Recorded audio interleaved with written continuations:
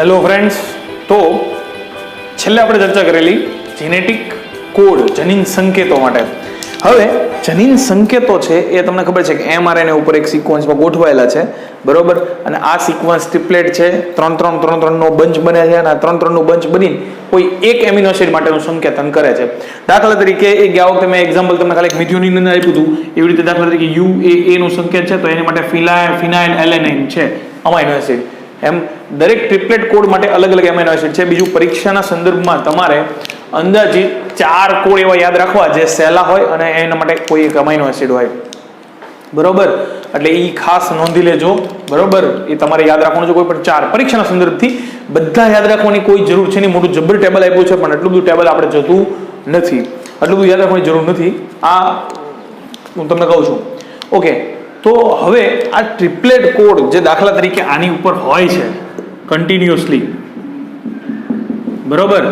AUG તમને ખબર છે ભાઈ, UUA સોરી UU, પછી કયું લઈશું આપણે, CCA કરી નાખીએ, અને પછી UAA કરી નાખીએ, એટલે ટર્મિનેશન આવી ગયું, બરોબર? બહુ જજુ નથી જતું.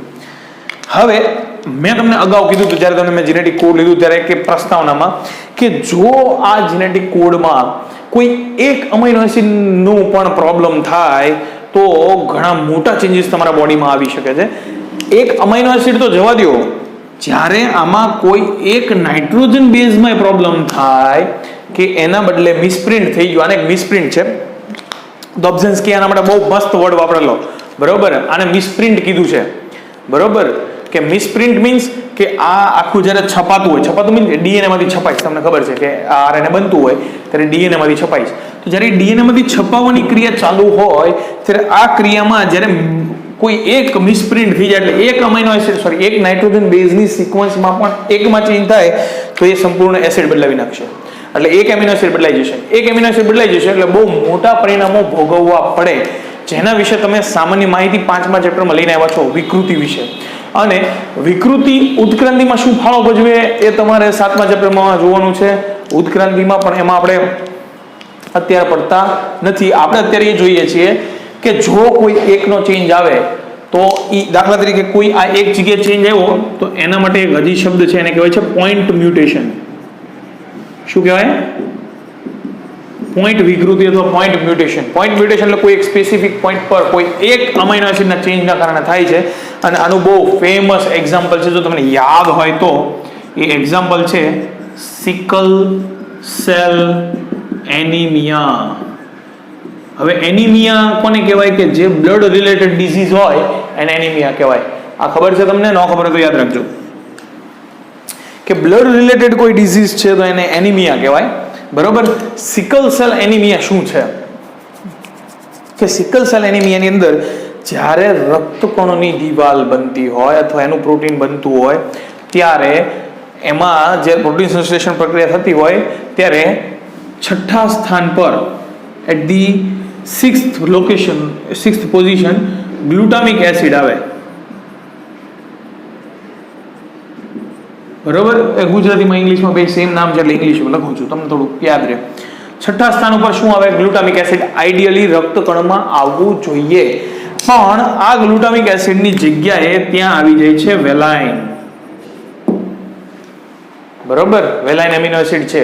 તો ગ્લુટામિક એસિડની જગ્યાએ જ્યારે વેલાઇન આવી જાય છે ત્યારે ખાલી એક જ એમિનો એસિડનો ફેર પડ્યો ને, એક પોઈન્ટ ઉપર જ એક જ એમિનો એસિડનો ફેર પડ્યો, એક જ ફેર છે, પણ એ કરી નાખે છે સિકલ સેલ, એટલે કે દાંતરડા આકારના રક્તકણો કે જેની અંદર હિમોગ્લોબિન હમાય નહીં.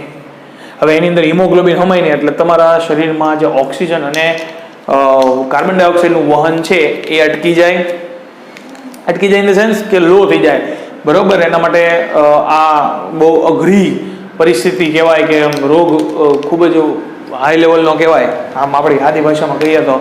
એટલે આ સિકલ સેલ એનિમિયા છે. Sickle cell anaemia is a example of point mutation, બરોબર? કે ખાલી કોઈ એક જ એમિનો એસિડમાં ફેર પડ્યો છે, એ કોઈ એક જીનેટિક કોડના કારણે કે 6થા સ્થાન પર, ખાસ સ્થાન યાદ રાખજો, 6થા સ્થાન પર ગ્લુટામિક એસિડની જગ્યાએ વેલાઇન જોડાઈ જાય છે. અને બાકી આખી પોલીપેપ્ટાઇડની શૃંખલા સેમ જ છે, બરોબર? જે પણ આ પ્રોટીન જે બને છે, બીટા પ્રોટીન, ગ્લોબિન પ્રોટીન છે, ગ્લોબિન પ્રોટીન મેબી બીટા, મને એક્ઝેક્ટ યાદ નથી, પણ એ જે પ્રોટીન બને છે એમાં જે આ છઠ્ઠા સ્થાન પર ગ્લુટામિક એસિડની જગ્યાએ વેલાઇન જોડાય છે, બરોબર, જેના કારણે સિકલ સેલ એનિમિયા થાય. હવે આ બહુ મેજર કહેવાય. હવે આ મ્યુટેશન અથવા તો જે આ સંકેતો આવે છે એ સંકેતો માટે ફિક્સ જગ્યા છે કે આ સંકેત એટલે આપણું ડીએનએ કેટલું મસ્ત ઓર્ગેનાઇઝ થઈને કામ કરે છે. તમે જરાક જુઓ તો તમને ખ્યાલ આવશે કે ખૂબ જ આમ બહુ વ્યવસ્થિત રીતે આખું ઓર્ગેનાઇઝ થઈને ડીએનએ સરસ મજાનું કાર્ય કરે છે કે એને બધી સિક્વન્સમાં પણ ફિક્સ છે કે આની પછી આ એમિનો એસિડ, આની પછી આ એમિનો એસિડ, એમાં કોઈ ચેન્જ આવવો જોઈએ નહીં. એટલે હવે જો તમે જુઓ કે 5મા ચેપ્ટરમાં તમે ભણીને આવ્યા છો કે આ વિકૃતિ થવાના કારણો જે આમાં ફેરફારો કયા કયા થાય છે. તો એક કે જો આ સિક્વન્સની અંદર કોઈ ડિલીશન થાય, ડિલીશન એટલે ડિલીટ થઈ જવું, લુપ્ત થઈ જવું, અથવા તો એમાં ખાલીપો આવવો, ડિલીશન થઈ જવું, ડિલીટ થઈ જાય કોઈ વસ્તુ, અથવા ઇન્સર્શન એટલે ઉમેરાય. તો ઇન્સર્શન થાય કે ડિલીશન થાય આ સિક્વન્સમાં તો વિકૃતિ આવી શકે. એટલે તમને બહુ બુકમાં બહુ સરસ મજાનું એક્ઝામ્પલ આપ્યું છે, બરોબર, કે રામ હેઝ રેડ કેપ. આ બહુ સિમ્પલ એક્ઝામ્પલ છે. હું બહુ રામ હેઝ રેડ, આ નીચે લખું કેપ. તો આ ત્રણ સંકેતો થઈ ગયા. હવે આમાં વચ્ચે તમે એક વસ્તુ એડ કરતા જાઓ તો સિક્વન્સિંગ બદલાઈ જવાની. દાખલા તરીકે અહીંયા તમે તમારી બુકનું જ એક્ઝામ્પલ લઈએ, એટલે શું કહે છે બી, પહેલા અહીંયા બી એડ કર્યો છે.